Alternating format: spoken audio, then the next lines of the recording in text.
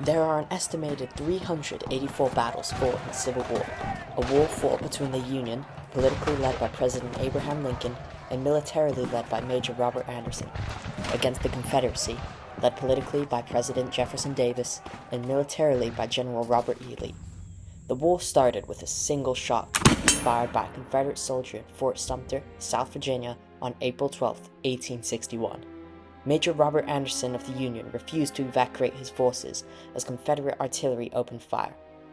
During the fighting, Union soldiers held out before eventually having to surrender. As news of the surrender snaked its way back to Abraham Lincoln, he immediately acted as Commander-in-Chief, issuing a proclamation on April 15, 1861, to call up 75,000 militia volunteers to suppress the Southern Rebellion, hoping for a quick defeat.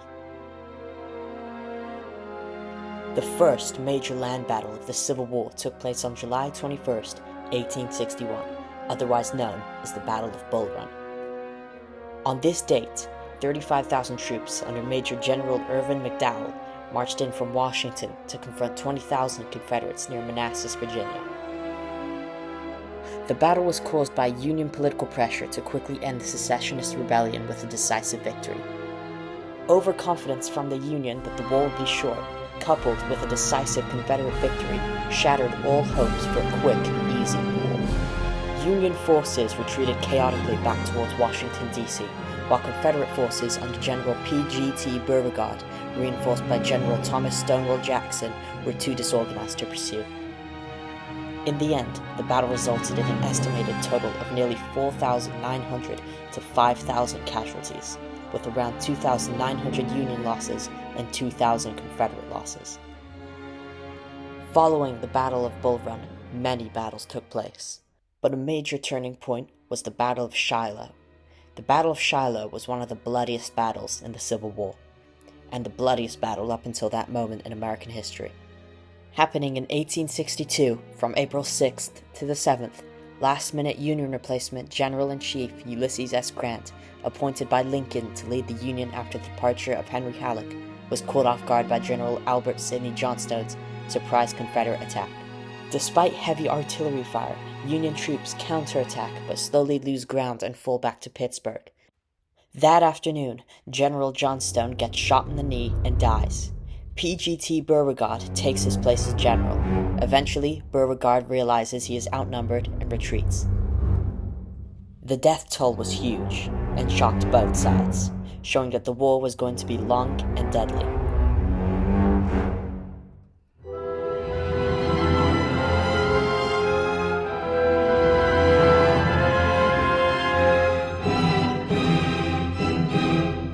One of the most famous battles fought is the Battle of Gettysburg.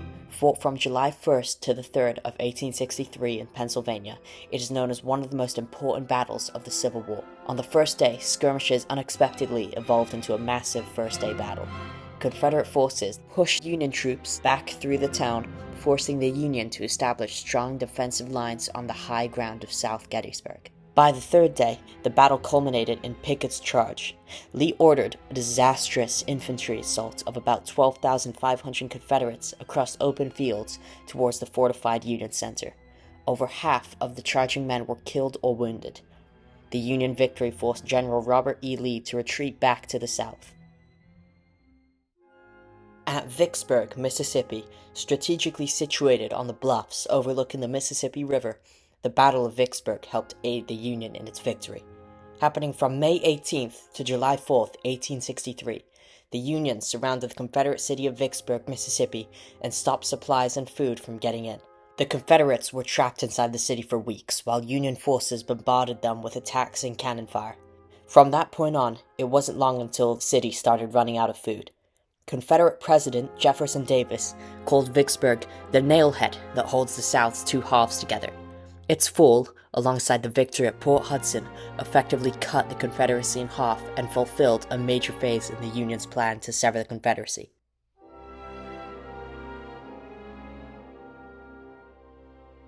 At last, the Appomattox Courthouse marked the last major battle of the Civil War. Union cavalry, commanded by General Philip Sheridan and General George Custer, pushed ahead of the Confederates. They seized crucial supply trains at Appomattox Station and successfully blocked General Robert E. Lee's line of retreat to the west.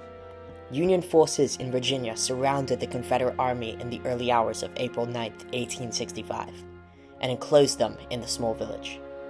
Confederate forces tried to break through the Union lines, but having been outflanked and outnumbered, Robert E. Lee decided to surrender his army instead. Although a formal peace treaty is never signed by the combatants, the submission of the Confederate Army ends the war and begins the long and arduous road towards reunification of North and South.